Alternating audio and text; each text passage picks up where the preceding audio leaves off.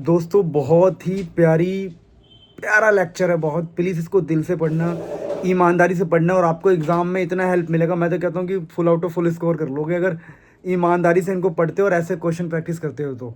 बस रिक्वेस्ट इतना है कि भाई एक वीडियो में बहुत टाइम लगता है, दिन रात एक करना पड़ता है। आप यकीन नहीं मानोगे, पूरे एक ही वीडियो में दिन रात एक करना पड़ता है। तो आई रिक्वेस्ट यू कि प्लीज़ प्लीज़ प्लीज़ एक लाइक, एक सब्सक्राइब बटन और कमेंट और लाइक पक्का चाहिए मेरे को, सब्सक्राइब पक्का चाहिए। मुझे मोटिवेट कर दो। मैं आप लोगों को ना, देख लेना, पक्का बोल रहा हूँ, मैं 95 प्लस से ऊपर ही दिलाऊंगा। Love you all. तो मेरे सुंदर सुंदर प्यारे प्यारे बच्चों, पिछली बार हमने कूलम्स लॉ का पोस्टमार्टम किया था, अगर आपको याद हो। और कूलम लॉ पे जो बेसिक क्वेश्चन होते हैं वो मैंने आपको कराया था, है ना। जो सिंपल सिंपल बेसिक क्वेश्चन होते हैं। जैसे मैं एक दो पॉपुलर क्वेश्चन आपके सामने रखना चाहूंगा, जो पॉपुलर क्वेश्चन मुझे लगता है कि हमें कर लेना चाहिए।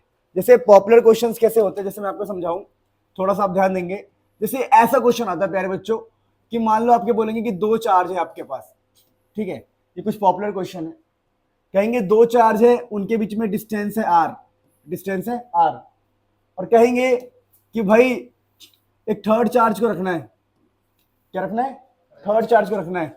और क्वेश्चन होगा वेयर, ऐसा होगा question, put where to put a third charge, where to put a third charge. सुनते रहना क्वेश्चन को। Such that such that such that all three charge remains at equilibrium, कि सभी के सभी इक्विलिब्रियम में रहे। अच्छा, इक्विलिब्रियम का बेसिक मतलब है कि रेस्ट पे रहे। फिर से उसमें और भी क्वेश्चन पूछे जाएंगे आपसे कि भैया साइन ऑफ चार्ज निकालो, साइन ऑफ थर्ड चार्ज। जो आप थर्ड चार्ज रखोगे, समझाऊंगा मैं क्वेश्चन को, रुक जाओ। और दूसरा बोलेंगे मैग्नीट्यूड ऑफ थर्ड चार्ज।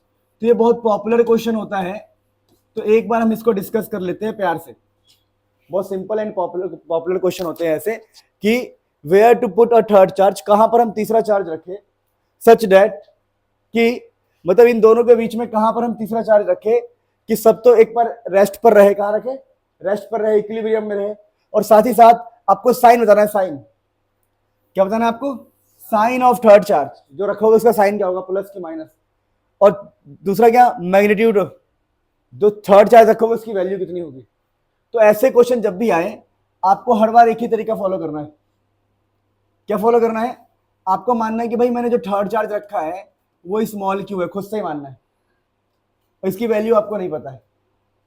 फिर आपको बोलना है कि मैंने जहां पे रखा है ना वो डिस्टेंस मेरा एक्स होगा, और जो बचा हुआ डिस्टेंस होगा इनके बीच में वो होगा आर माइनस एक्स, क्योंकि टोटल डिस्टेंस कितना था? आर। फिर आपको पता है क्या बोलना है? आपको प्यारे बच्चों बहुत सिंपल सी बात बोलनी है। आप बोलोगे सिंपल बात क्या बोलनी है? एक सेकेंड, हाँ सर ठीक है। सिंपल बात ये बोलनी है आपको कि इसको मान लेना है ए, इसको मान लेना है बी, इसको मान लेना है सी।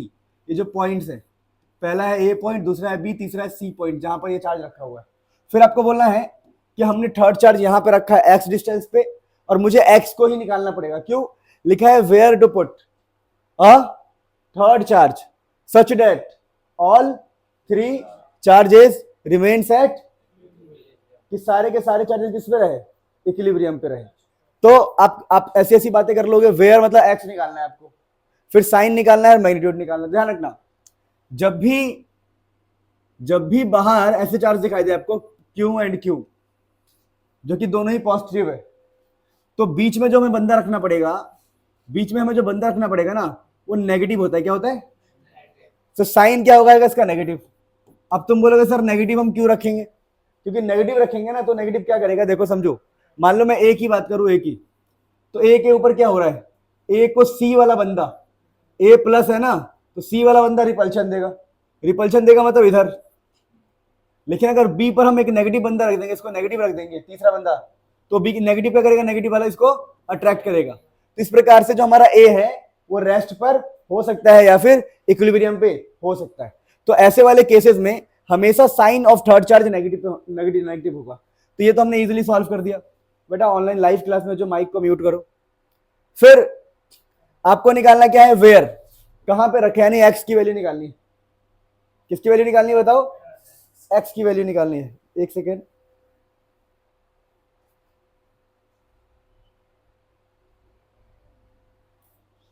एक्स की वैल्यू निकालनी है। देखो तो एक्स की वैल्यू कैसे निकालोगे? एक्स की वैल्यू निकालने के लिए आप बोलोगे देखो बी जो है बी इक्विलिब्रियम पे है, वी एट इक्विलिब्रियम, जो आपका बी है वो इक्विलिब्रियम पे है।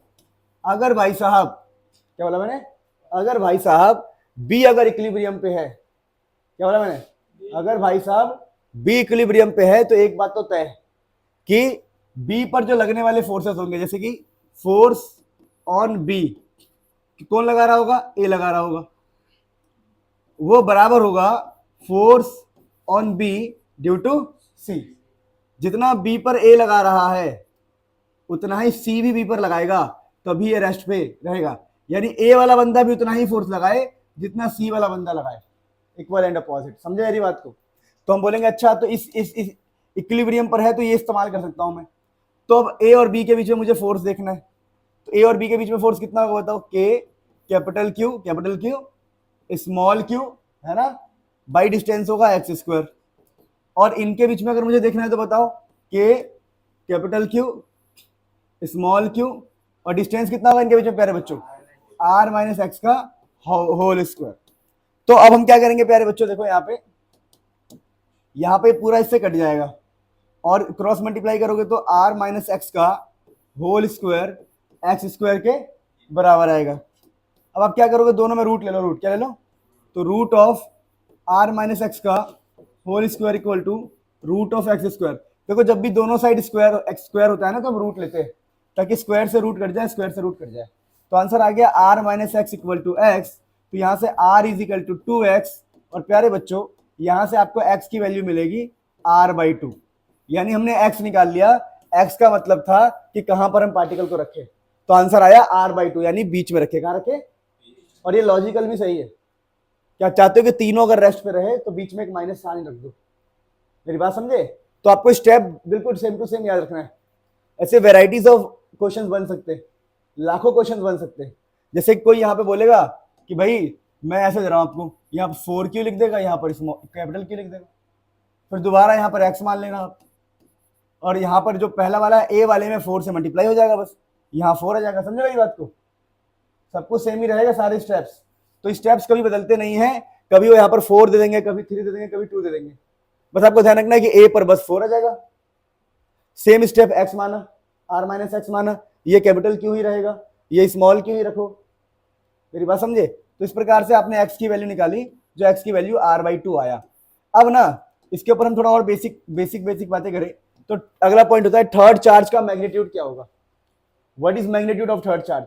तो जब भी मैग्नीट्यूड निकालना हो तो मैग्नीट्यूड निकालने के लिए पता क्या करते हैं? देखो हम कहते हैं भैया देखो आपका बी इक्विलिब्रियम पे था, कोई दिक्कत नहीं है। अरे भाई साहब ए भी तो इक्विलिब्रियम पे है, तो हम बोलेंगे ए एट इक्विलिब्रियम लगा देंगे हम, ए एट इक्विलिब्रियम। अब ए इक्विलिब्रियम पर इसका क्या मतलब है? कौन बताएगा मेरे को? माइक खोल के ऑनलाइन में बता सकता है कोई भी। ए इक्विलिब्रियम पर इसका क्या मतलब है कि फोर्स ऑन ए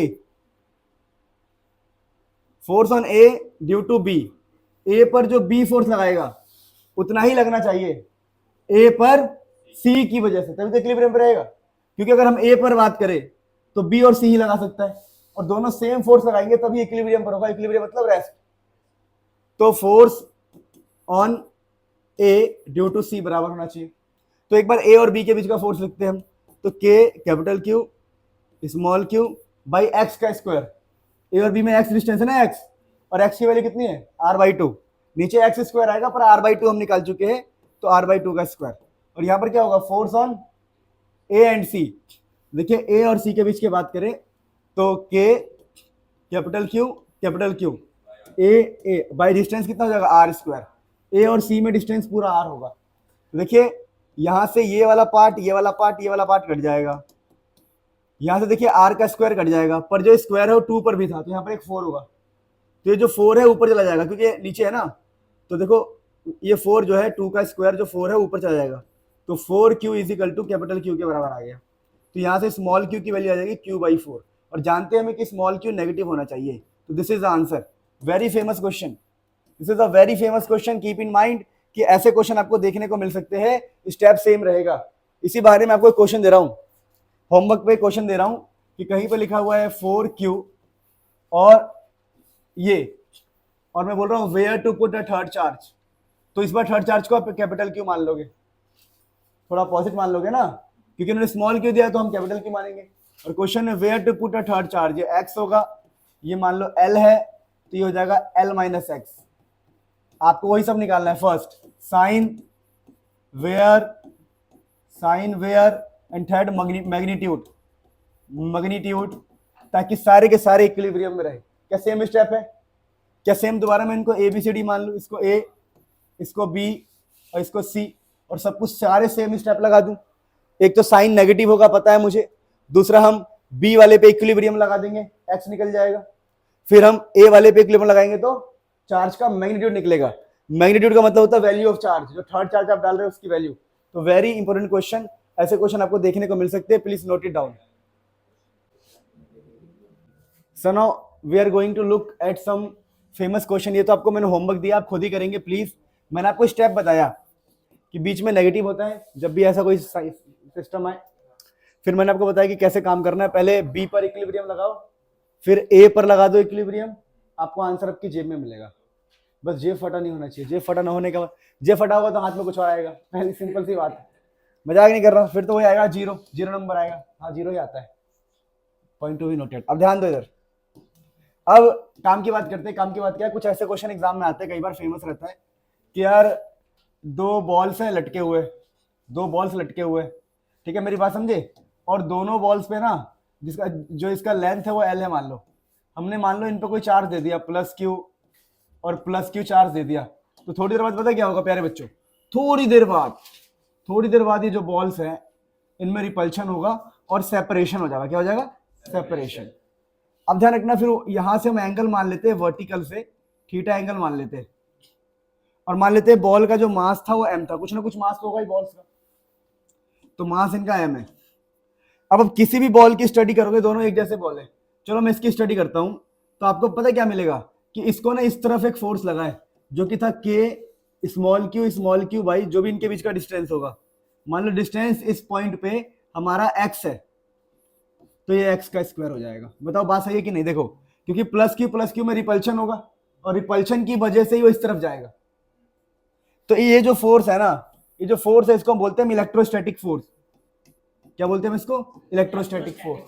तो राइट हैंड साइड में जो फोर्स लगता है जब दो चार्ज पार्टिकल साथ में रखे हो, उसको बोलते हैं इलेक्ट्रोस्टैटिक फोर्स। अच्छा, एक और बात कि अगर मैं यहां पर एक्स और वाई एक्सिस को ड्रॉ करता हूं, देखो आपको इसको ना समझना पड़ेगा, इसको थोड़ा सा याद करना पड़ेगा। तो मुझे क्या मिलेगा कि जो रस्सी है, रस्सी, इस रस्सी के अंदर जो पैदा होगा उसको बोलेंगे हम टेंशन। क्या पैदा होगा? खिंचाव। और ये एंगल थीटा है और ये एंगल भी थीटा है, तो ऊपर जो होगा ना इसको बोलेंगे हम टी कॉस थीटा। क्या बोलेंगे इसको? T cos theta. और इस तरफ जो होगा उसको बोला करेंगे हम टी साइन थीटा। मेरी बात समझे? बेसिक क्वेश्चन है। तो ऊपर जो लगा वो टी कॉस थीटा है, इधर जो लगा वो टी साइन थीटा है। क्योंकि देखो अगर ये थीटा है तो ये भी थीटा होगा, और टेंशन के बगल वाला टी कॉस थीटा होता है और ये टी साइन थीटा होता है। इसे कंपोनेंट ब्रेकिंग कहते हैं, वेक्टर्स में होता है। और मैं कहता हूं कुछ देर बाद जाके ये जो बॉल है रुक गया, ये बॉल यहां पर आके प्यारे बच्चों रेस्ट पे आ गया। अगर ये बॉल यहां पे आके रेस्ट पे हो गया है, तो यहां पर सबसे खास बात क्या है कि जो पीछे का फोर्स है और आगे का फोर्स बराबर होगा। यानी पहली इक्वेशन तो आपके हाथ में ये बन के आती है कि जो टी साइन थीटा है वो के क्यू बाई एक्स स्क्वायर के बराबर है, या फिर इलेक्ट्रोस्टैटिक फोर्स के बराबर होगा। और आपको पता होना चाहिए अगर ऊपर एक फोर्स है टी कॉस थीटा, तो नीचे हमेशा होता है वेट, जिसको बोलते हैं हम mg। क्या बोलते हैं? mg। तो यहां पर जो टी कॉस थीटा होगा वो mg के बराबर होगा। और इन दोनों इक्वेशन से आप दुनिया के कोई भी क्वेश्चन सॉल्व करेंगे, इन दोनों इक्वेशन की हेल्प से दुनिया के कोई भी क्वेश्चन को सॉल्व क्या करेंगे।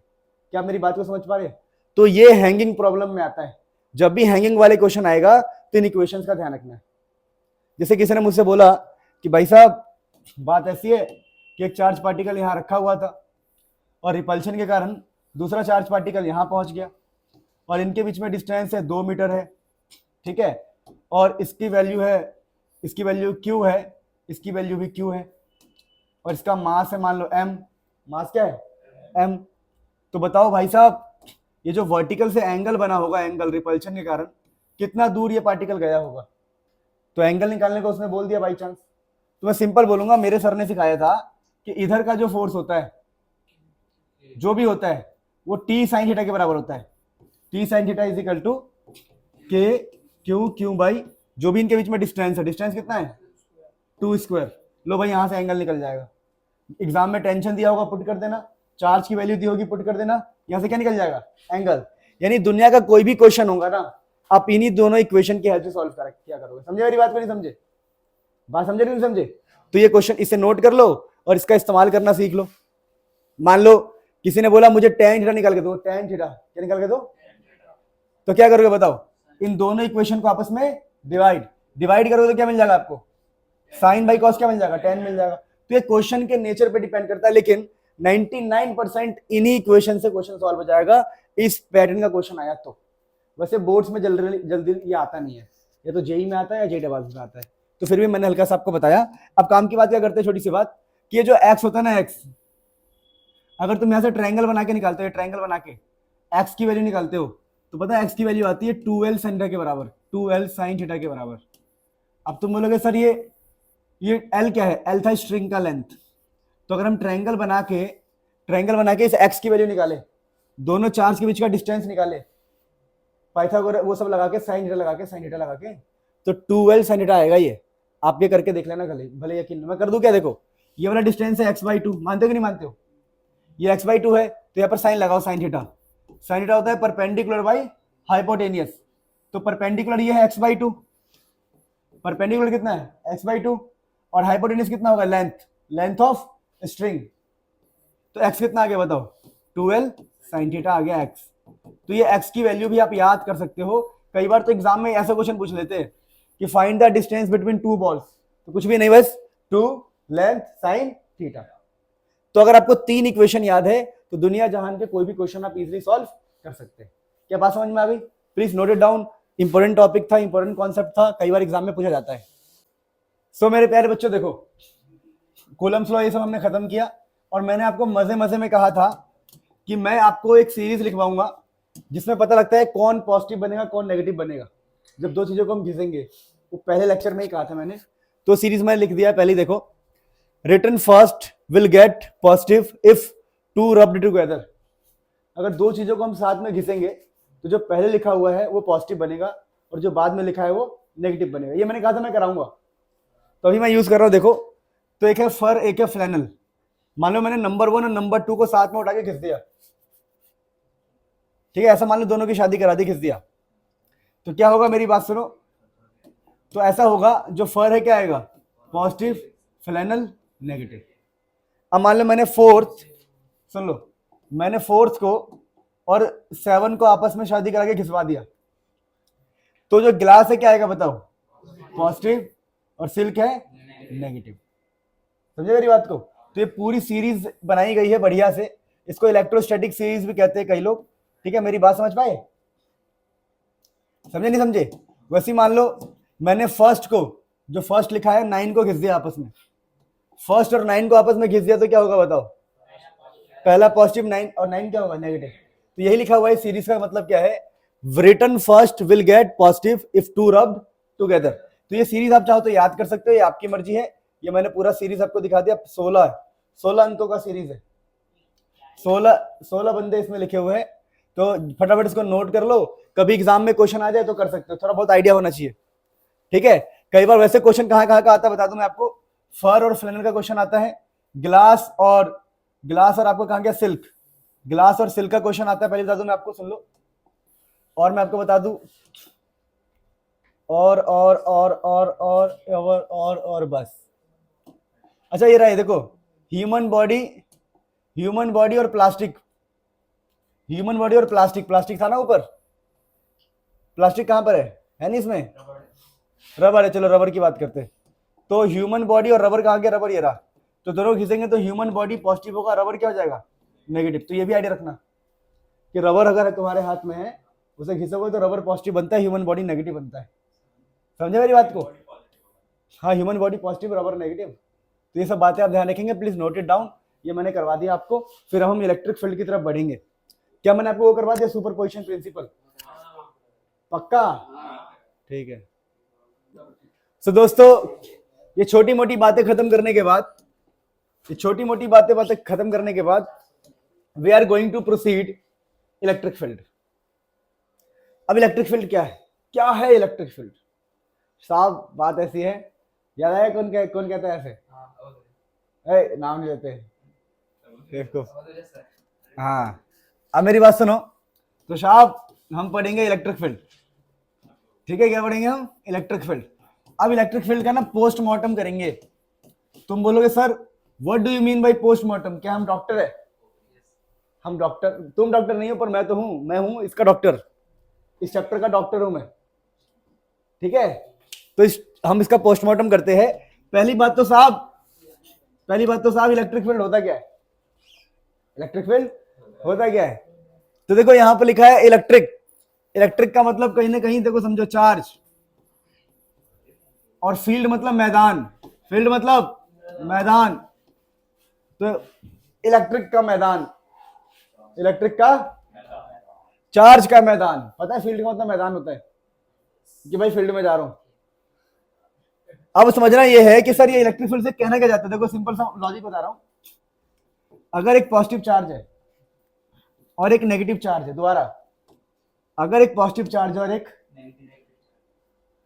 पॉजिटिव चार्ज एक नेगेटिव चार्ज है, या फिर एक पॉजिटिव चार्ज दूसरा पॉजिटिव चार्ज है, तो आपने सुना होगा इनके बीच में अगर डिस्टेंस आर है या कुछ भी है तो इनके बीच में होता है रिपल्शन। अब सोचने वाली बात यह है प्यारे बच्चों कि ये वाला बंदा बिना छुए इसको रिपल्शन कैसे दे रहा है? ये वाला बंदा बिना टच किए इसको रिपल्शन कैसे दे रहा है? तो लोग भाई उसमें आ गए कि यार ये कैसे हो सकता है कि बिना छुए रिपल्शन हो रहा है? ऐसा तो हमने कहीं देखा है, ऐसा हमने मैग्नेट में देखा है। कहां देखा है? तो लोगों को लगा भाई ऐसा तो हम पहले देख चुके हैं कि मैग्नेट में ऐसा होता है, लेकिन मैग्नेट में क्यों होता है सोचो।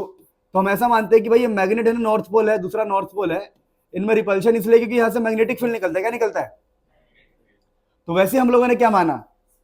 वैसे हम लोगों ने मानना स्टार्ट कर दिया कि अगर एक चार्ज दूसरे चार्ज को बिना टच किए फोर्स लगा रहा है, इसका मतलब इसके आसपास कुछ ना कुछ है, इसके आसपास कुछ ना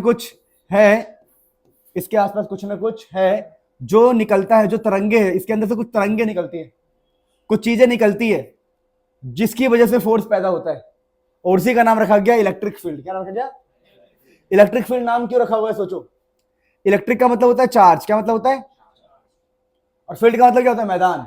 तो चार्ज के आसपास की मैदान, चार्ज के आसपास की, जहां पर अट्रैक्शन या रिपल्शन हो, उसी को बोलते हैं हम इलेक्ट्रिक फील्ड। तो चार्ज के आसपास की मैदान जहां पर अट्रैक्शन या रिपल्शन हो, उसको क्या बोलते हैं हम? Electric field. क्या बात समझ में आ गई? तो इसको फटाफट अपने हिसाब से लिखो, फिर इसके मैं आपको वो लिखवाता हूं डेफिनेशन। क्या लिखा है इलेक्ट्रिक फील्ड की डेफिनेशन? देखिए पढ़िए। लिखा है प्यारे बच्चों, it is the space around a charge particle where, charge particle के आसपास की जो स्पेस है, वेयर फोर्स ऑफ अट्रैक्शन और रिपल्शन इज फेल्ट, जहां पर फोर्स ऑफ अट्रैक्शन या रिपल्शन फील हो, जहां पर फोर्स ऑफ अट्रैक्शन या रिपल्शन फील हो, उसको हम इलेक्ट्रिक फील्ड कहते हैं। क्या बात समझ में आ गया? तो प्लीज नोट इट डाउन, फिर हम आगे बढ़ते हैं। ये हमारा इलेक्ट्रिक फील्ड है। बात समझ में आ गया? फिर हम मैथमेटिकली इलेक्ट्रिक फील्ड को पढ़ेंगे। अरे बात समझ नहीं आया कि चार्ज के आसपास की जगह, it is the space, space मतलब जगह, around a charge particle where force of attraction या रिपल्शन आ जाए। चार्ज के आसपास की जगह, भाई चार्ज के आसपास कुछ पैदा होता है, उसके आसपास की जगह में कुछ पैदा होता है जिसकी वजह से अट्रैक्शन या रिपल्शन है, बिना टच किए। ऑल क्लियर लिख दो ऑनलाइन वाले बच्चे प्लीज। से जो भी हमने इलेक्ट्रिक फील्ड सीखा वो तो हमने डेफिनेशन सीखा कि भाई इसका मतलब क्या, फिजिकल मीनिंग क्या है। पर अगर मैं आपको और बताऊं डिटेल में, तो अगर एक चार्ज है और दूसरा चार्ज है, तो इन दोनों के बीच में जो अट्रैक्शन या रिपल्शन करवाता है, वो बीच का जो दलाल है, वो दलाल पता है कौन है? Electric field. दलाल कुछ गलत वर्ड होता है क्या? मैं तो न्यूज से सीखा है, न्यूज पे तुमने सीखा नहीं है? वो बंदा एक बोलता है वो डैश इसके दलाल, देखा ना तुमने? मैं तो न्यूज पढ़ रहा था, न्यूज में सीखा है मैंने। दलाल वर्ड गलत होता है क्या? दलाल मतलब जो बीच का होता है। इवन सरनेम भी होता है, मैंने सुना है। कोई गलत गलत वर्ड थोड़ी है, दलाल बोलते तुम्हारे कहाँ कहाँ से हंसी निकली है। सुनो, तो चार्ज जो होता है और दूसरे चार्ज के बीच में जो अट्रैक्शन और रिपल्शन कराता है, वो जो दलाल है, जो इंटरमीडिएट है, जो ब्रोकर है, जो करवाएगा सेटिंग, वो इलेक्ट्रिक फील्ड। अब बात करते हैं मैथमेटिकली। अगर हम मैथमेटिकली बात करें प्यारे बच्चों, तो मैथमेटिकली इलेक्ट्रिक फील्ड को हम कैसे समझते हैं मैथमेटिकली? उसके लिए हमने तरीका निकाला। क्या तरीका निकाला? हमने बोला देखो भैया बात ऐसी है, अगर कोई चार्ज है और यहां पर कोई दूसरा चार्ज है, मान लो यहां कोई चार्ज है और यहां पर कोई दूसरा चार्ज है, मान लेते हैं कि ये वाला जो चार्ज है कैपिटल क्यू है, और हम ये मान लेते हैं कि ये वाला बंदा फोर्स लगा रहा है, यानी इसके अंदर से इलेक्ट्रिक फील्ड निकलेगा तो इसके अंदर से भी, पर हम ये मान रहे हैं नेग्लिजिबल होगा। इसको हमने टेस्ट करने के लिए लिखा है, टेस्ट चार्ज। इसकी वैल्यू मान लो ऐसी है कि इससे कोई फर्क नहीं पड़ेगा। इलेक्ट्रिक फील्ड तो हालांकि ये भी पैदा करेगा, पर इसको हमने बहुत स्मॉल माना है, ये टेस्ट करने के लिए कुछ भी नहीं है ये। जैसे मान लो एक हाथी के सामने चींटी खड़ी कर दी हमने, मेरी बात समझ में आया? ऐसा कुछ है वो। तो हमने कहा भैया देखो ये जो सोर्स है हमारा, सोर्स ये इलेक्ट्रिक फील्ड पैदा करेगा, तो ये जो इलेक्ट्रिक फील्ड की वजह से, इसकी फील्ड की वजह से जो भी यहां पर फील्ड पैदा होगी, इसके ऊपर लगेगा फोर्स। क्या लगेगा? तो हमने कहा फोर्स किस बात पर डिपेंड करेगा? फोर्स इस बात पर डिपेंड करेगा कि यहां पर इलेक्ट्रिक फील्ड कितना पैदा हो रहा है। इलेक्ट्रिक फील्ड कितना, कि भैया ये बंदा पैदा कितना कर रहा है, इसकी पावर कितनी है अपनी फील्ड पैदा करने की, तरंगे भेजने की, जो तरंगे निकल रही है तरंगे। दूसरा ये जो फोर्स है इस बात पर डिपेंड करेगा कि ये बंदा चार्ज क्या है। ठीक है, तो हमने यहां से एक फॉर्मूला निकाला। हमने कहा भैया देखो जो फोर्स है वो चार्ज पर भी डिपेंड करता है कि जिस पर लगना है फोर्स। अगर मैं कहूं यहां पर चार्ज ही नहीं है तो क्या फोर्स लगेगा? नहीं। तो यहां के चार्ज पे भी डिपेंड करेगा और इलेक्ट्रिक फील्ड पे भी डिपेंड करेगा जो पैदा हो रहा है यहां पे। तो यहां से हमने इलेक्ट्रिक फील्ड की डेफिनेशन निकाल दी कि कितना फोर्स लग रहा है कितने चार्ज पर, उन दोनों का रेशियो इलेक्ट्रिक फील्ड होता है। तो मैथमेटिकली इलेक्ट्रिक फील्ड को पता है कैसे लिखते हैं? Force per unit charge, force per unit charge लिखते ही है। अब तुम्हारे में सुकून नहीं मिल रहा होगा, तुम्हें अंदर से आ नहीं रहा होगा, कुछ नहीं कर सकते, सीधी बात। ये लिखते ही है। मैं तो अच्छा तुम्हें स्टोरी से समझाया। उन लोग बोलते हैं force per unit charge is called electric field. तुम्हें समझ में आया तो ठीक है, नहीं है समझ में आया तो तेल लगाओ सरसों का। मैं मजाक नहीं कर रहा हूं। समझ में आया तो ठीक है, और समझ नहीं आया तो तेल लगाओ सरसों का। कहां पर? दिमाग में, दिमाग बढ़ेगा। तुम भी क्या सोचते रहते हो, कहां लगाओगे? दिमाग में लगाओगे। तो इलेक्ट्रिक फील्ड क्या होता है? Force per unit charge. अगर इसकी हम डेफिनेशन वाइज हम बात करें प्यारे बच्चों, तो डेफिनेशन वाइज अगर हम बात करें तो ये होता है electric field is force per unit charge. मेरी बात समझे? तो ये लिखने की जरूरत नहीं है आपको, ये वाला बात मैं खुद से लिखवाऊंगा अभी, ये मत लिखो। बस डायग्राम बनाओ कि भैया एक कैपिटल क्यू है, एक स्मॉल क्यू है। इसको क्यू नॉट भी बोलते हैं कई लोग, तो मैंने क्यू नॉट बोला है। तो force per unit charge is called electric field mathematically. समझे मेरी बात को? नहीं समझे कि इलेक्ट्रिक फील्ड क्या है? कितना फोर्स लग रहा है किसी पर यूनिट चार्ज पे। चलो ये हो गई छोटी छोटी बातें। अब ना हम निकालेंगे फॉर्मूला।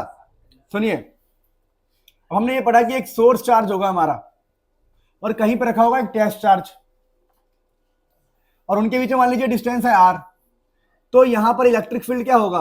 वो होगा जो भी फोर्स पैदा हुआ है उसको इस चार्ज से डिवाइड करना है जो भी यहां पे रखा हुआ है। तो हमने कहा सर फोर्स बता दो कितना होता है। तो मैंने बोला यार के लिख ले, कैपिटल क्यू लिख ले, ये क्यू लिख ले, और इनके बीच में डिस्टेंस का स्क्वायर। सर ये तो फोर्स है, नीचे चार्ज भी तो है सर। हाँ मैंने कहा रख ले यार, दिक्कत क्या है? तो इस वाले चार्ज से चार्ज कट जाएगा साहब। तो साहब बात ऐसी है, मुस्कुराइए, कि आपका इलेक्ट्रिक फील्ड का फॉर्मूला जनरेट हो गया। तो इलेक्ट्रिक फील्ड का फॉर्मूला क्या आ गया? के क्यू बाई आर स्क्वायर।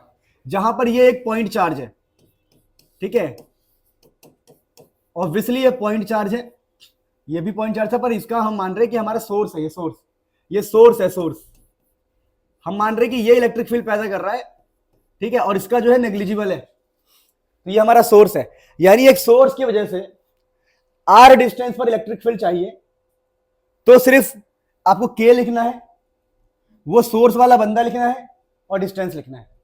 तो ये टॉपिक जो है ना, ये है टॉपिक का नाम electric field due to a source charge. Topic का नाम क्या है? Electric field due to a point charge, sorry due to a point charge. एक पॉइंट चार्ज की वजह से इलेक्ट्रिक फील्ड का ये फॉर्मूला होता है। यानी सर आप कहना क्या चाहते हो? सर मुस्कुराइए और बताइए। तो सर देखिए कैपिटल क्यू, ये डिस्टेंस आर है, तो इलेक्ट्रिक फील्ड का फॉर्मूला इस पॉइंट पे K capital Q by R square है। तो देखो सर ने मुस्कुरा दिया और बता दिया कि इलेक्ट्रिक फील्ड का फॉर्मूला क्या है, के क्यू बाई आर स्क्वायर। मैं तो बिग फैन हूं भाई इस बंदे का, बंदा सीधी बातें कहता है। एक मैंने उनका, हाँ अभी कर रहा हूँ, मैंने उनका एक रील देख लिया कल ही, मैं भाई बिग फैन हो गया।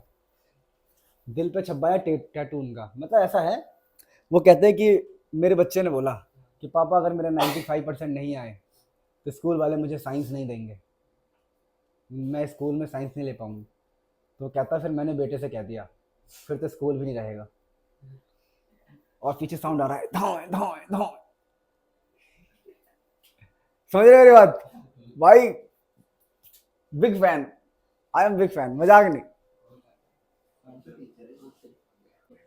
तो प्यारे बच्चों ये सब चीजें हम देख चुके हैं, ये सब चीजें हम देख चुके हैं। देखो क्या लिखा है, electric field is equal to K Q by R square newton per coulomb F by Q naught. Electric field due to a point charge, क्या बात समझ में आ गया?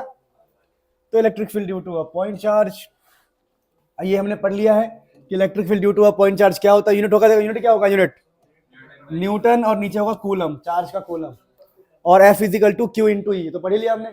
अब दोस्तों तो साहब बात ऐसी है, देखिए इलेक्ट्रिक फील्ड लाइन जो है कि कुछ बातें याद कर लेंगे हम। तो इलेक्ट्रिक फील्ड लाइंस में क्या होता है प्यारे बच्चों? देखो इलेक्ट्रिक फील्ड को हमने इमेजिन किया है कि वो पॉजिटिव से निकलता है। इलेक्ट्रिक फील्ड जो है पॉजिटिव से निकलता है स्मूथली और नेगेटिव में जाके घुस जाता है। मेरी बात समझ पा रहे हो? तो ये तो सृष्टि का नियम ऐसा ही होता है, इसको मानना पड़ेगा आपको कि पॉजिटिव से निकला और नेगेटिव में जाके घुस गया। वैसे ही अब देखो यहां पर क्या होगा, देखो सेम दिख रहा है कि भैया पॉजिटिव से निकला और बगल में कोई नेगेटिव था। अगर आप ठीक से देख पा रहे साहब, ये देखने के लिए आंख चाहिए जो तुम्हारे पास है, ठीक है ना? तो साहब ये पॉजिटिव से निकला नेगेटिव में गया। मैंने क्या सुबह सुबह मीम देख लिया, साफ साफ कर रहा हूं मैं, है ये पॉजिटिव से निकला और नेगेटिव में गया, ये पॉजिटिव से निकला और नेगेटिव में गया। समझे मेरी बात को? ये पॉजिटिव से निकला, पॉजिटिव से निकल गया और कहीं ना कहीं से नेगेटिव में आ रहा है घूम फिर के। तो इलेक्ट्रिक फील्ड लाइन की एक खासियत है, जो इलेक्ट्रिक फील्ड को हमने इमेजिन किया है, क्या ये दिखाई देते हैं? क्या नहीं, इमेजिनरी होते हैं ये। इमेजिनरी क्यों बनाया हमने भाई? हमने कहा भाई बिना छुए टच कैसे कर, बिना छुए फोर्स कैसे लगा रहा है, कुछ तो बात होगी, तो इलेक्ट्रिक फील्ड हो गया। और देखो हमारे नेचर में सब कुछ सिमिलर जैसा ही चलता है। जैसे कि देखो एक मेल होता है, एक फीमेल होता है, पूरी दुनिया उससे चल रही है। वैसे ही चार्जेस के अंदर भी प्लस माइनस बना दिया और सब कुछ मैचिंग पे ही रहता है इनके अंदर, है ना? तो ये सब ध्यान रखना आप लोग। अट्रैक्शन भी, रिपल्शन भी, जैसे मेल और मेल में क्या होता है? रिपल्शन और अट्रैक्शन। किससे भाई तेरा? हाँ रोहित तेरा किससे है? अरे अगर हो भी गया तो क्या फर्क पड़ता है? अब तो वैलिड है ना सब कुछ। अच्छा मना कर दिया तब से तूने छोड़ दिया? अच्छा तो वैसे देखो प्लस से इलेक्ट्रिक फील्ड निकला, माइनस के पास गया, तो यही होता है। तो बहुत सिंपल है, तो बहुत लॉजिकल है, इसमें कोई बकवास करने वाली बात है नहीं। कुछ डायग्राम सब याद कर लोगे, जैसे ये है देखो कि अगर हमने यहाँ पर प्लस प्लस प्लस रख दिया, ये बहुत सारे प्लस रख दिए और नीचे हमने माइनस माइनस माइनस रख दिया, तो इलेक्ट्रिक फील्ड ऐसे निकलेगा प्लस से माइनस की तरफ। तो छोटी छोटी बातें होती है। अगला टॉपिक हमारा ये होता है, बहुत इजी टॉपिक होता है, वो डायग्राम तो बना ही लोगे, भी दे दूंगा बनाने के लिए। तो प्यारे बच्चों अगला टॉपिक हमारा बहुत सिंपल होता है। अगर आप ध्यान से देखोगे ना तो अगला टॉपिक पता है क्या निकल के आता है? Properties of electric field lines. Very important topic, properties of electric field lines, very much important topic. इतना इंपॉर्टेंट टॉपिक कि तुम सोच भी नहीं सकते। अब जो हमारी इलेक्ट्रिक फील्ड लाइन से जो आप मान रहे हो कि एक पॉजिटिव से जनरेट हो रहा है, वो इलेक्ट्रिक फील्ड लाइन की खासियत क्या है? तो पहली खासियत ये होती है continuous smooth curve without any break. ये कॉन्टिन्यूअस स्मूथ कर्व होते हैं प्यारे बच्चों, इनमें कोई ब्रेक नहीं होता। यानी ऐसा नहीं है कि भाई इलेक्ट्रिक फील्ड चला फिर बीच में ब्रेक आ गया, फिर इलेक्ट्रिक फील्ड चल रहा है फिर ब्रेक आ गया, ऐसा नहीं होता। Electric field lines are continuous smooth curve without any break, किसी ब्रेक के स्मूथ कर्व होता है। दूसरा क्या है देखो, फिर अगला क्या है, start from positive and and towards negative, positive से स्टार्ट होता है नेगेटिव पे एंड होता है। तीसरा क्या है देखो, never never make close loop, कभी भी electric field lines close loop नहीं बनाता। अब बोलोगे सर क्लोज लूप से क्या मतलब है सर आपका, बता दो। इसका मतलब ये है कि अगर वो पॉजिटिव से निकलेगा तो पॉजिटिव में ही घुस के नहीं आएगा।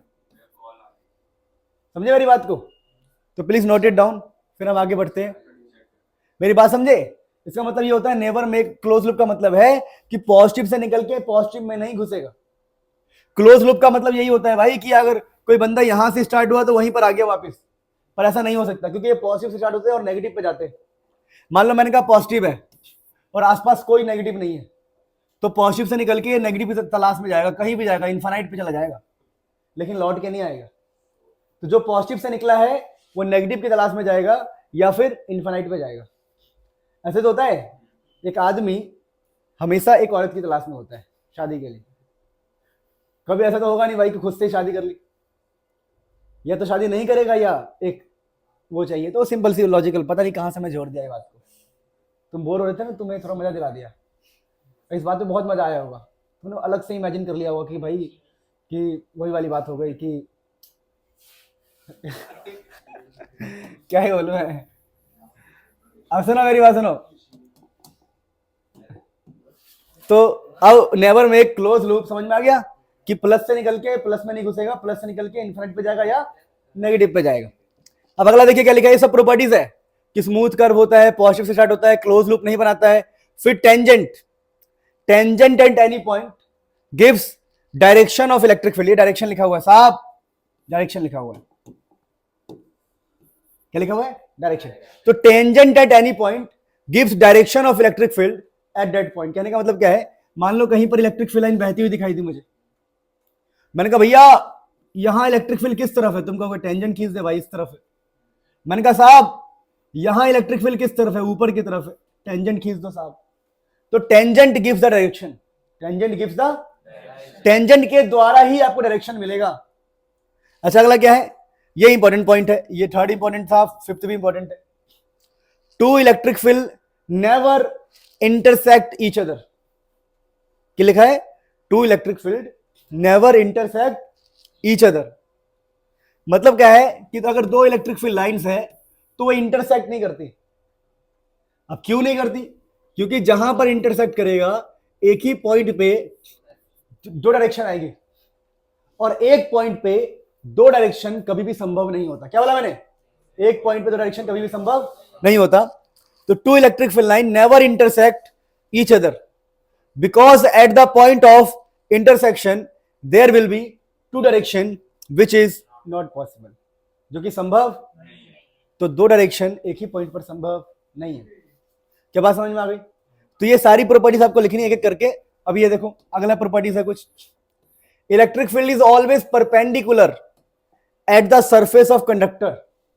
कहने का मतलब क्या है, देखिए ये कोई कंडक्टर है और यहां पर ये इलेक्ट्रिक फील्ड है, ध्यान से समझना, एक कंडक्टर है उसके ऊपर इलेक्ट्रिक फील्ड है, और सेम यहां पर भी एक कंडक्टर है उस पर इलेक्ट्रिक फील्ड ऐसे है मान लो, और इस पर कंडक्टर इलेक्ट्रिक फील्ड ऐसे है, तो इसको बोलते हैं परपेंडिकुलर या फिर नॉर्मल बोलते हैं। ये हो गया पैरेलल या फिर कहीं ना कहीं 90 डिग्री पर नहीं है। तो सोचो यहां पर एयर है, एयर, और आपको पता है कि इलेक्ट्रिक फील्ड क्या लगाता है, फोर्स। तो यहां पर कंडक्टर में इलेक्ट्रॉन्स होंगे, तो मान लो इलेक्ट्रॉन पे फोर्स लगा भी तो एयर में इलेक्ट्रॉन मूव नहीं कर सकता, इंसुलेटर होता है ना एयर, एयर इंसुलेटर होता है, इंसुलेटर, तो इलेक्ट्रॉन मूव नहीं कर सकता, या करेगा भी तो हमें कोई करंट वरेंट नहीं मिलने वाला। तो अगर 90 डिग्री पर हुआ इलेक्ट्रिक फील्ड तो करंट नहीं मिलेगा, करंट। लेकिन अगर इलेक्ट्रिक फील्ड ऐसे हुआ, तिरछा टेढ़ा हुआ, तो क्या होगा, यहां का जो इलेक्ट्रॉन है, इलेक्ट्रिक फील्ड का जो हिस्सा होगा, उसकी वजह से जो इलेक्ट्रॉन है, इलेक्ट्रॉन वो मूव कर जाएगा, क्योंकि इलेक्ट्रॉन किस तरफ है, कंडक्टर की तरफ है ना इलेक्ट्रिक फील्ड। तो यहां का जो इलेक्ट्रॉन है मूव करेगा नहीं करेगा, करेगा। इलेक्ट्रॉन मूव करेगा तो हमें मिलेगा करंट, क्या मिलेगा, करंट मिलेगा। क्या रियल में तुम एक लोहे को छूते हो बस में, तुम्हें करंट लगता है क्या? रियल में लोहे को छूते करंट लगता है क्या? अगर रियल में करंट नहीं लगता है तो कौन सा वाला सिचुएशन सही होगा इलेक्ट्रिक फील्ड के लिए? ऊपर वाला, क्योंकि इसमें करंट क्या होता है? जीरो। अगर इलेक्ट्रिक फील्ड ऐसा होता तो करंट लगना चाहिए लोहे को छूते ही, पर लोहे को छूते ही करंट नहीं लगता, बिना बैटरी के करंट लगता ही नहीं है। मैं जाऊं बस में बैठने के लिए, मर गया मैं तो। पर रियल में ऐसा होता है क्या? इसका मतलब इलेक्ट्रिक फील्ड कैसे होगा? ऐसे। तो लिखा हुआ है, आई होप क्लियर दिख रहा हो। नहीं दिख रहा है इसको लार्ज कर देंगे यार, बताया दिया करो नहीं दिख रहा है। क्या लिखा है? Electric field is always perpendicular. साफ भी हो जाता है, बताओगे तभी, माइक खोलने का ऑप्शन इसलिए तो दिया है। Electric field is always perpendicular at the surface of conductor, because if electric field is not perpendicular then component of electric field का जो हिस्सा होगा will cause, जिसके कारण इलेक्ट्रिक करंट क्या हो जाएगा? will cause इलेक्ट्रिक करंट, वहां पर इलेक्ट्रिक करंट पैदा होगा, but no current is flow, कोई करंट फ्लो नहीं होता। इसका मतलब क्या होगा? कि वो परपेंडिकुलर ही होगा। फिर अगला क्वेश्चन देखिए, अगला है electric field lines are closer in the region of strong magnetic field. कह रहा है मान लो ऐसे लाइंस बनी हुई है, लाइंस, और बताओ लाइंस कहां पर पास पास में है? यहां पे। अगर यहां पर लाइंस पास पास है तो यहां पर मैग्नीट्यूड ज्यादा होगा, और यहां पर मैग्नीट्यूड क्या होगा? कम। यहां लाइंस दूर दूर है, तो लिखा है electric field lines are closer in the region of strong magnitude. Vice versa का मतलब उल्टा ट्रू है, अगर क्लोज में स्ट्रॉन्ग है तो दूर में वीक होगा। फिर last, electric field inside a conductor is zero. और आपको याद होगा पहला ही लेक्चर हमारा ये था कि इलेक्ट्रिक फील्ड कंडक्टर के अंदर जाके जीरो हो जाता है, और एक गॉस लॉ से हम प्रूव भी करेंगे। वो सब दो बच्चे संस्कारी थे, एक आदमी और एक आदमी। जो संस्कारी बच्चे कार में नहीं बैठे हुए थे, बिजली गिरी थी, सब अपनी अपनी पोजीशन पे सही जगह बैठे हुए थे दोनों, ठीक है? तो ये वाला ये, ठीक है, बात समझ में आ गया? तो इस सारी बातों को नोट करेंगे, और इस प्रकार से हमने इलेक्ट्रिक फील्ड, उसके डायग्राम थोड़े बहुत देखे, नोट करो डायग्राम। अच्छा एक और डायग्राम रह गया, अगर एक प्लस हुआ, सुन लो, एक प्लस हुआ दूसरा प्लस हुआ तो इनमें होगा रिपल्शन, मतलब इसका इलेक्ट्रिक फील्ड निकल के कोना ले लेगा भैया, इसका इलेक्ट्रिक फील्ड कोना लेगा, और यहां प्रेशर पैदा होगा, प्रेशर, क्योंकि टकरा नहीं इंटरसेक्ट कर नहीं सकते, इंटरसेक्ट, और दोनों ही पॉजिटिव है, तो पॉजिटिव से निकल के पॉजिटिव में थोड़ी जाएगा, पॉजिटिव से निकलेगा और कोना साइड ले लेगा, साइड भाई मेरे को जाने दो, और साइड में जाते वक्त कंधे से कंधे टकराएंगे दोनों के, और रिपल्शन होगा। क्या होगा? कि इसका इलेक्ट्रिक फील्ड का कंधा और इसका इलेक्ट्रिक फील्ड का कंधा आपस में टकराएगा, और क्या होगा? रिपल्शन। यहां प्रेशर पैदा होगा, प्रेशर। चलो पॉजिटिव पॉजिटिव के लिए भी डायग्राम बना लेना, ठीक है? So you can note it down, this is the electric field. Question को समझिए, क्वेश्चन ये है कि एक पॉजिटिव सीट है, सुनते रहिएगा, एक पॉजिटिव सीट है और एक नेगेटिव। तो होगा कि आपको पढ़ा होगा आप लोगों ने कभी ना कभी, नहीं पढ़ा, अभी पढ़ा नहीं ना प्रॉपर्टीज ऑफ इलेक्ट्रिक फील्ड्स। चलो मैं आपको बता दूंगा, चलो बाद में बता देंगे, अभी क्वेश्चन करने योग्य नहीं हुए हम, पर अभी हम बेसिक क्वेश्चन करने जा रहे हैं इलेक्ट्रिक फील्ड को लेके। तो पहला क्वेश्चन क्या है कि मान लीजिए आपको बोल दिया कि एक ट्रायंगल है, इस ट्रायंगल की साइड है ए, साइड है ए एंड साइड है ए, और मैं आपसे कहूं प्यारे बच्चों कि आपको इस पॉइंट पर आपको ना इलेक्ट्रिक फील्ड निकालना है, इस प्लस क्यू की वजह से, इस प्लस क्यू की वजह से। अब आपको साफ दिख रहा है कि यहाँ पर दो बंदे बैठे हुए, अब दो बंदे बैठे हुए हैं, और यहां पर क्या निकालना है हमें? Electric field. क्या निकालना है यहाँ पे? तो कैसे काम होगा सर? बता दो सर, बता दो कैसे, बता रहा हूं देखो। तो आप बोलोगे साहब ये बंदा है और ये बंदा है, ये प्लस वाला बंदा यहाँ इलेक्ट्रिक फील्ड लगाएगा, यह इलेक्ट्रिक फील्ड, तो ये वाला बंदा कहाँ कैसे लगाएगा इलेक्ट्रिक फील्ड? तो ये वाला बंदा ना ऐसे लगाएगा, देखो ऐसे लगाएगा, प्लस वाला बंदा ऐसे इलेक्ट्रिक फील्ड लगाएगा, ठीक है? या मुझे प्रॉपर्टीज पढ़ा देनी चाहिए फिर क्वेश्चन कराना चाहिए? एक बार प्रॉपर्टीज रिवाइज कर लेते, तब पहले प्रॉपर्टीज पढ़ लो फिर क्वेश्चन करेंगे। देखो प्रॉपर्टीज ये रही, इलेक्ट्रिक फील्ड लाइंस के बारे में थोड़ा सा स्केच करना पड़ेगा हमें। अभी ना इलेक्ट्रिक फील्ड लाइंस के बारे में हमने इलेक्ट्रिक फील्ड पढ़ लिया, उसका फॉर्मूला पढ़ लिया हमने, सब कुछ पढ़ लिया बढ़िया से। अभी ना आपको ये पढ़ा देता हूं मैं कि फिर हम क्वेश्चन करेंगे इलेक्ट्रिक फील्ड लाइंस को इमेजिन कैसे करते हैं। देखो इलेक्ट्रिक फील्ड लाइन को इमेजिन कैसे किया वो पढ़ लो एक बार, तब जाके हम क्वेश्चंस को इजीली कर पाएंगे। देखिए इमेजिन करने का तरीका बड़ा आसान है। देखो अगर आप ठीक से देखोगे तो ये प्लस है, दिख रहा है आप लोगों को, ये क्या है प्लस। एक सेकेंड। सो प्यारे बच्चों ना, एक बार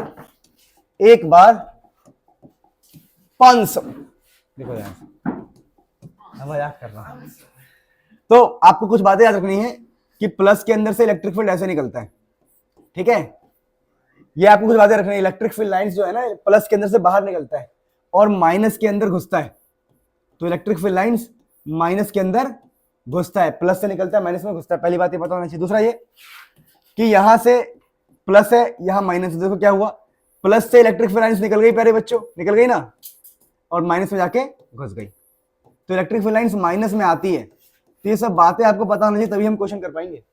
वैसे देखो यहां इलेक्ट्रिक फील्ड लाइंस प्लस से निकली, प्लस से निकल गई इलेक्ट्रिक फील्ड लाइंस, निकल गई। यहां भी प्लस है तो यहां से भी निकल गई बाहर, सिंपल।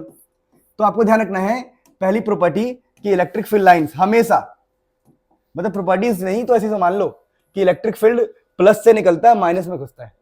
इलेक्ट्रिक फील्ड हमेशा प्लस से निकलता है माइनस में घुसता है।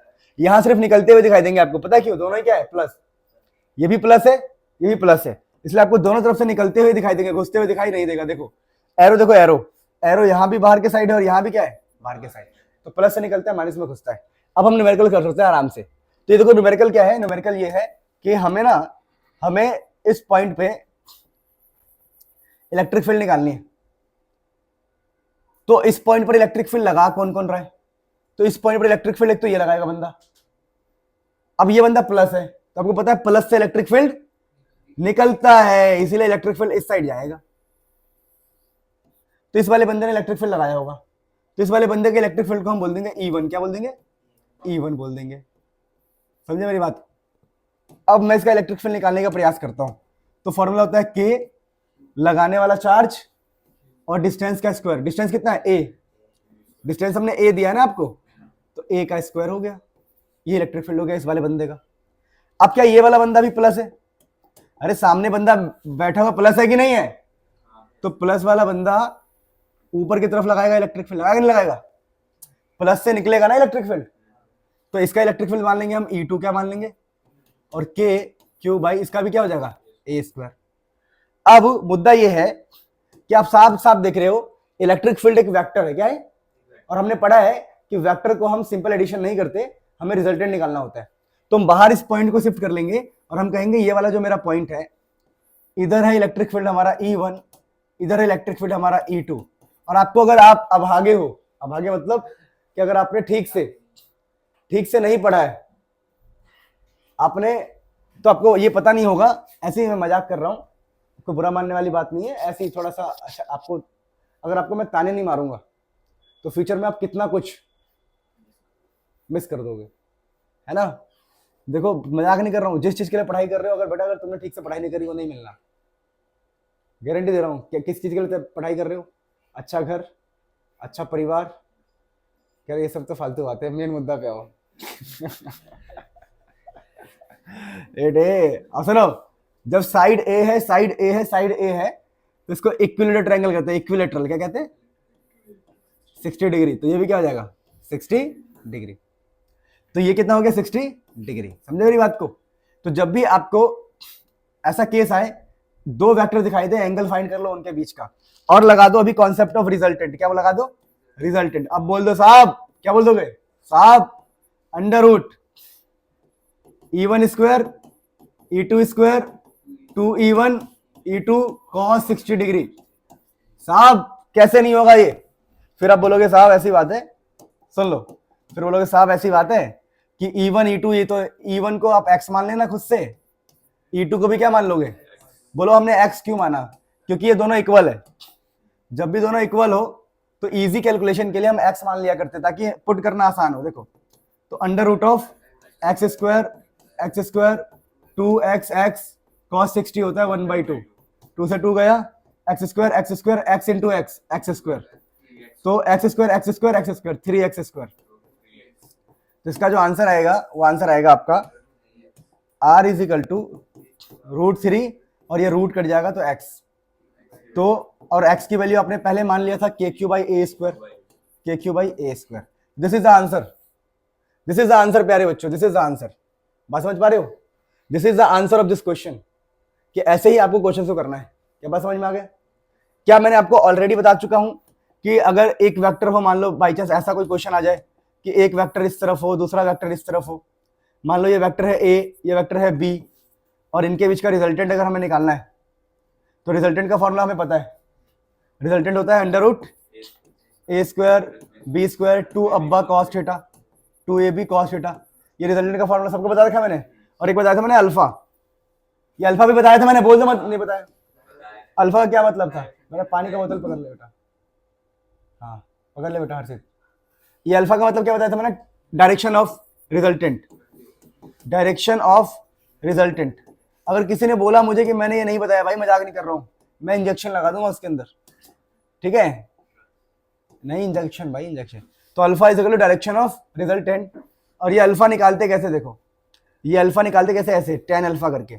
tan alpha is equal to, किसी को अगर पता हो, tan alpha is equal to ऐसे देखो, साइन ऑफ थीटा, बताऊंगा क्वेश्चन कराऊंगा, वैसे मैंने पहले भी कराया है, cos ऑफ थीटा प्लस आपको यहां पर देखो ये रिजल्टेंट है, देखो रिजल्टेंट का मतलब होता है डायरेक्शन ऑफ रिजल्टेंट, और अल्फा का मतलब क्या होता है? Direction of resultant. ये जो रिजल्टेंट है और ये जो अल्फा है वो बी के साथ है, किसके साथ है? तो बी यहां पर आता है और ए यहां आता है। तो यहां पर कौन बंदा आता है जिसके साथ आपका बी और जिसके साथ आपका रिजल्टेंट हो? तो बी के साथ रिजल्टेंट है, इसलिए मतलब अल्फा, जो अल्फा है बी और आर के साथ है, इसलिए यहां पर बी आता है। आपको ये मैंने पहले ही पढ़ाया, आप एक बार नोट कर लो, क्वेश्चन के थ्रू ज्यादा समझ में आएगा। एक क्वेश्चन और कराऊंगा इसके ऊपर, ठीक है? फटाफट नोट कर लो, फिर हम आगे बढ़ते हैं। चलिए चलिए चलिए गाइस, देखिए अब ना इसके ऊपर हम एक आपको क्वेश्चन कराते हैं, बहुत ही प्यारा क्वेश्चन है।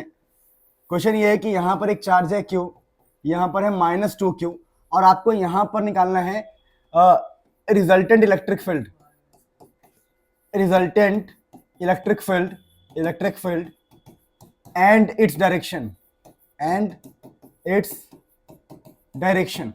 आपको इस पॉइंट पर रिजल्टेंट इलेक्ट्रिक फील्ड निकालना है और इसका डायरेक्शन भी निकालना है इस पॉइंट पर, एट पॉइंट M लिख देता हूं। इस M पॉइंट पर आप मुझे रिजल्टेंट इलेक्ट्रिक फील्ड भी निकालो और इसकी डायरेक्शन भी निकालो। तो देखिए दोस्तों कैसे करेंगे इस क्वेश्चन को करने के लिए, आपको वो प्रॉपर्टी याद होनी चाहिए जो मैंने आपको सिखाया था कल रात को।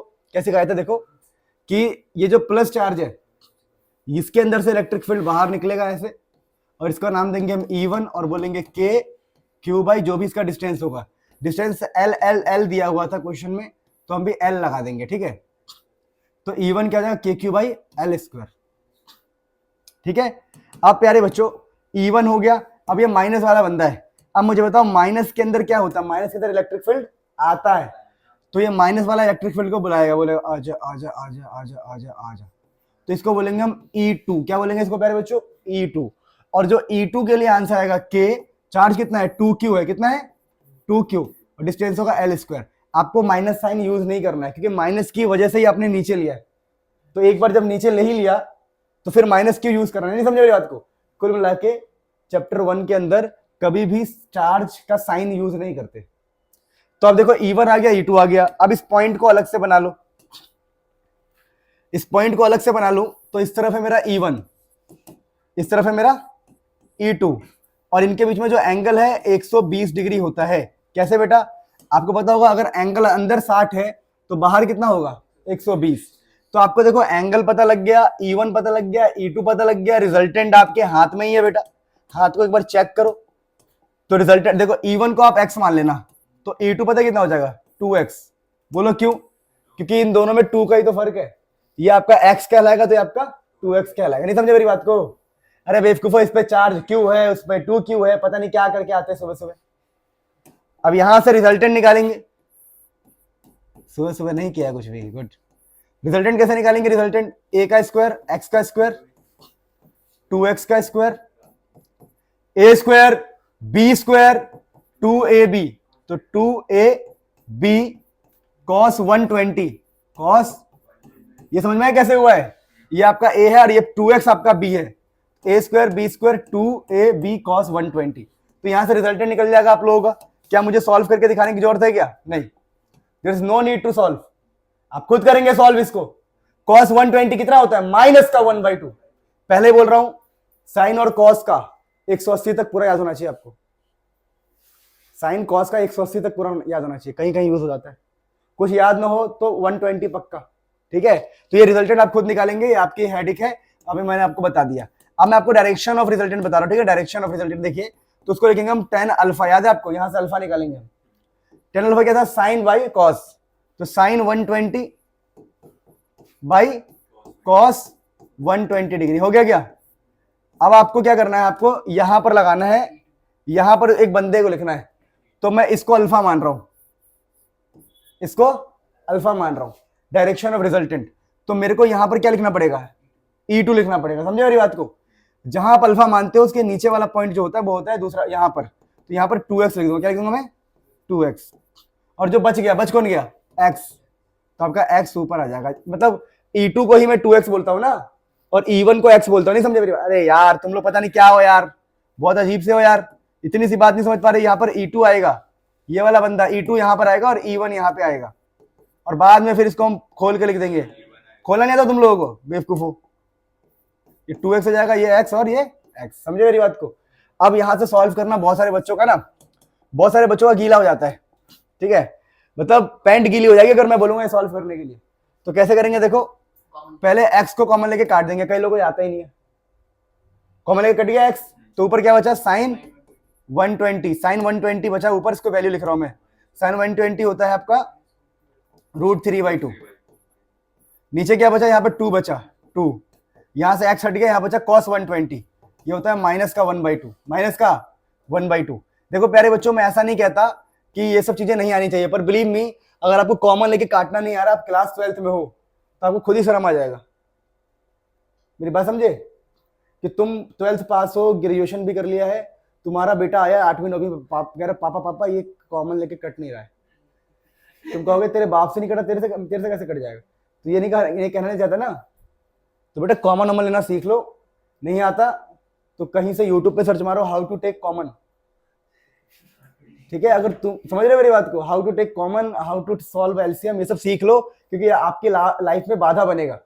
और तुम चाहोगे कि मैं जल्दी सिलेबस भी करा दूं, टाइम से रिवीजन भी करा दूं, क्वेश्चन भी कराऊं, न्यूमेरिकल भी कराऊं, और तुम्हें कॉमन लेना सिखाऊं, एलसीएम लेना सिखाऊं, फिर तो सब कुछ मेरे पे छोड़ दो, मैं तुम्हारी शादी कराता हूँ, तुम्हारा सब कुछ प्लान मैं ही करता हूँ। फिर है क्या यार, क्या बात कर रहे हैं? तो ये हो गया √3/2, तो ऊपर हो गया √3/2, यहां हो गया नीचे 2 माइनस 1/2, समझे मेरी बात को? फिर यहां से सॉल्व करेंगे तो √3/2, और ये 2 2 जा 4 माइनस 1, 2 2 जा 4 माइनस 1, 3/2, 2 से 2 कट गया, तो √3/3 आ गया प्यारे बच्चों। तो यहाँ पर √3 लिख देंगे और नीचे 3 को लिख देंगे, √3 इंटू √3, नहीं समझे मेरी बात को? 3 को लिख सकते हैं हम √3 इंटू √3, एक से एक कट जाएगा, आंसर आ गया 1/√3। तो अगर tan अल्फा 1/√3 है, तो अल्फा कितना होगा बताइए? अल्फा होगा 30 डिग्री। क्या बात है, तो वेरी अच्छा क्वेश्चन। क्या सबको समझ में आ गया?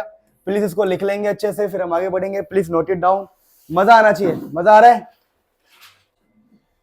तो दोस्तों इलेक्ट्रिक फील्ड पे ना कुछ और बेसिक क्वेश्चन की बातें करते हैं हम, कि कई बार ऐसा क्वेश्चन आता है कि मान लो यहां पर एक पॉजिटिव प्लेट है, ध्यान देना, और ये नेगेटिव प्लेट है, इसमें एक चार्ज रखा हमने 2 कूलम, इस पर फोर्स लगा 10 Newton. Find electric field, find magnitude of electric field, magnitude of electric field. Electric field का मैग्नीट्यूड निकाल दो साहब। कैसे निकालोगे बताओ? अरे कैसे निकालोगे बताओगे? F is equal to Q into E. Force की वैल्यू कितनी है? 10, चार्ज की वैल्यू कितनी है? 2, ई यहां से निकल गया 5, तो इलेक्ट्रिक फील्ड आ गया 5 न्यूटन पर कूलम। लिख लो, अच्छा क्वेश्चन, लिख लो, अच्छा क्वेश्चन है। देखिए दोस्तों, कुछ और स्पेशल क्वेश्चन हम करने जा रहे हैं। वो स्पेशल क्वेश्चन क्या होता है सुन लो। क्वेश्चन ऐसा आता है कि कहते हैं कि दोस्त एक plus plus plus plus plus plus plus है, और यहां पर minus minus minus minus minus minus minus है। कहते हैं कि इलेक्ट्रिक फील्ड निकल रहा है ऐसा। और एक माइनस चार्ज को रखा हुआ है जिसका मास है m। मास क्या है?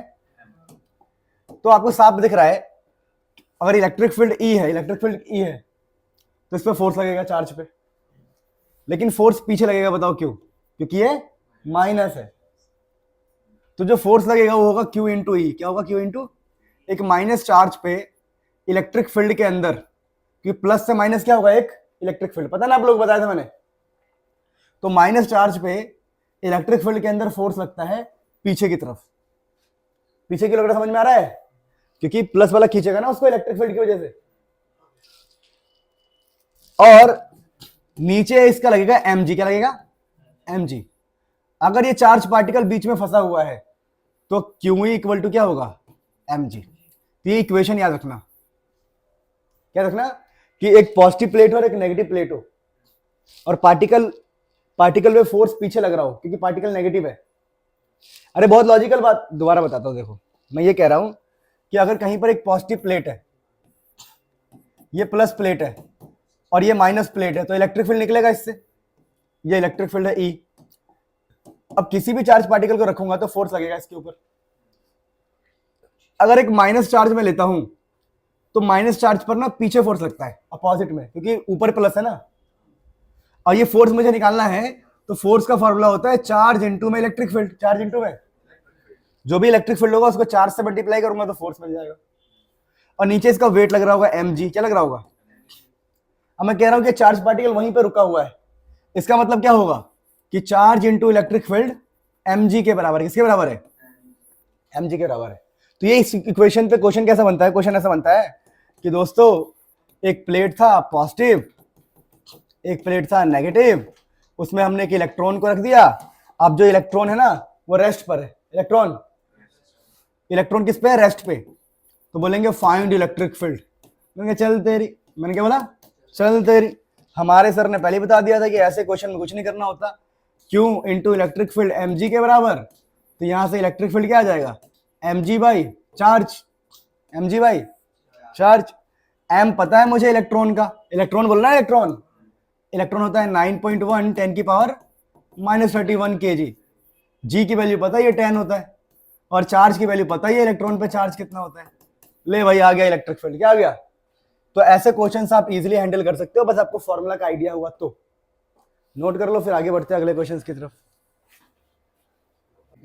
ठीक है। तो कई बार क्वेश्चन ऐसा आता है, सुन लो, कि ध्यान दो इधर, एक प्लस प्लेट है और एक माइनस प्लेट है, और बोल देंगे आपसे कि साहब इनके बीच का जो डिस्टेंस है s है। डिस्टेंस क्या है? और एक प्लस बंदे को मैंने फेंक दिया यहां पे, प्लस बंदे को मैंने फेंक दिया, तो कितना टाइम लगेगा यहां पहुंचने में? टाइम बताओ साहब। तुम थोड़ा कठिन क्वेश्चन कर रहे हैं जानबूझ के। तो सर यहां से यहां तक जाने में टाइम कितना लगेगा? इतना बता दो साहब। मैं कहूंगा पगले, अगर यहां पर प्लस का बनता है मतलब इस तरफ इलेक्ट्रिक फील्ड है, क्या इस तरफ, और तूने मुझे बोला कि डिस्प्लेसमेंट पता है, टाइम निकालना है। क्या निकालना है? और तूने बोला कि इनिशियल ये 0 होगा, क्योंकि रखा होगा ना हमने इसको। इनिशियल वेलोसिटी क्या होगा? 0। तो हम बोलेंगे देखो दोस्त, s इज इक्वल टू होता है ut plus half at square. s तुमने दिया है, कुछ ना कुछ होगा। इनिशियल वेलोसिटी 0 है, तो 0 प्लस हाफ at स्क्वायर। तो देखो यहां से अगर आप निकालोगे ना तो 2s बाई एक्सेलरेशन आपका टाइम आएगा, उसका रूट। ये समझे मेरी बात को? जिसको नहीं आया वो घर पे जाके क्या देखेंगे? पोगो बोला है मैंने पहली बात तो। ठीक है, तो s हो जाएगा हाफ at स्क्वायर। तो यहां से 2 इंटू एस कर देंगे, a को नीचे ले आएंगे और टाइम का स्क्वायर हो जाएगा, टाइम का। तो यहां से आप रूट लगा सकते हैं, देखिए रूट, तो 2s बाई a ये आ जाएगा आपका टाइम। यानी कि आज से हमने एक चीज याद कर लिया कि इलेक्ट्रिक फील्ड में टाइम का फॉर्मूला क्या होता है। इलेक्ट्रिक फील्ड में टाइम का फॉर्मूला होता है, अगर इनिशियल वेलोसिटी 0 हो तो टाइम का फॉर्मूला क्या होता है? 2 डिस्प्लेसमेंट अपॉन में एक्सेलरेशन। अब मेन मुद्दा ये होता है कि आपको एक्सेलरेशन निकालने का मेन मुद्दा होता है। तो एक्सेलरेशन बताओ क्या होगा? देखो सुनो, आप खुद सोचो कि फोर्स का फॉर्मूला क्या होता है? Q इंटू ई से बताना ईमानदारी से। अरे होता है कि नहीं होता है? और 11th में तुमने क्या पढ़ा था, याद है किसी को? कि force is equal to mass into तो यहां से एक्सेलरेशन कितना आ जाएगा बताओ, क्यू ई बाई एम। तो एक ये फॉर्मूला और एक ये फॉर्मूला, इन दोनों की हेल्प से आप दुनिया जहान के बहुत सारे क्वेश्चन सॉल्व करोगे, ऐसे वाले टाइम वाइम निकालो ये वाले। अब तुम बोलोगे सर ये सब करवा क्यों रहे, जेई के लिए, नीट के लिए। ऐसे बेसिक क्वेश्चन हमारी एनसीईआरटी कहती है कि बच्चों को आना चाहिए, तो इसलिए मैंने कहा है कि एक्सेलरेशन इस फॉर्मूले से निकलेगा और टाइम इस फॉर्मूले से निकलेगा। तो फटाफट नोट कर लो, फिर आप एनसीईआरटी के क्वेश्चन भी प्रैक्टिस करना तो कर सकते हो, ये कॉन्सेप्ट है बहुत बढ़िया। तो ऐसे क्वेश्चन के लिए रेडी रहेंगे आप लोग, ठीक है। तो ये समझ में आया था ये वाला कि अगर वो रेस्ट पे रहेगा, रेस्ट पे, तो ऊपर का फोर्स और नीचे का फोर्स क्या होगा, बराबर, प्लस उसको ऊपर खींचेगा, समझ रहे हो, ग्रेविटी नीचे, वो दोनों क्या रहेंगे आपस में, बराबर, तभी रेस्ट पे रहेगा। वही इलेक्ट्रॉन वाला क्वेश्चन बताया मैंने आपको, क्योंकि इलेक्ट्रॉन है, इलेक्ट्रॉन एक नेगेटिव पार्टिकल है, पता ना आपको। तो ये नेगेटिव पार्टिकल ऊपर खींचा जाएगा, इस पे जो फोर्स लगेगा क्यू इंटू इलेक्ट्रिक फील्ड, और चार्ज तो पता ही हमें इलेक्ट्रॉन का 1.6 10 की पावर -19, और नीचे रहेगा इसके mg। तो ये बहुत इजी क्वेश्चन थे, आप परेशान मत होना। वैसे ये सब बोर्ड्स लेवल पे जल्दी आते नहीं है, वो तो मुझे रिस्क नहीं लेना कुछ भी कि मैं आपको सब कुछ करवा रहा हूँ बढ़िया से। देखो अब मान लो ये चार्ज है, मतलब एक वो है सिस्टम, यहाँ चार्ज है, यहाँ चार्ज है, यहाँ भी चार्ज है, यहाँ भी चार्ज है, और मैं आपसे ये कहूँ प्यारे बच्चे कि मुझे सेंटर पर इलेक्ट्रिक फील्ड चाहिए, इलेक्ट्रिक फील्ड एट सेंटर। तो आप बोलोगे प्लस वाला बंदा इधर खींच भेजेगा, ये प्लस भी भेजेगा, कैंसिल हो गया, ये प्लस अपने अंदर से निकालेगा, ये भी निकालेगा, कैंसिल हो गया, तो इलेक्ट्रिक फील्ड क्या हो गया, जीरो। तो ऐसे बेसिक क्वेश्चन भी कर सकते हो। देखो अगला, देखो ये वाला कि भाई सेंटर पर इलेक्ट्रिक फील्ड निकालो, क्यों क्यों क्यों, तो क्या होगा सोचो।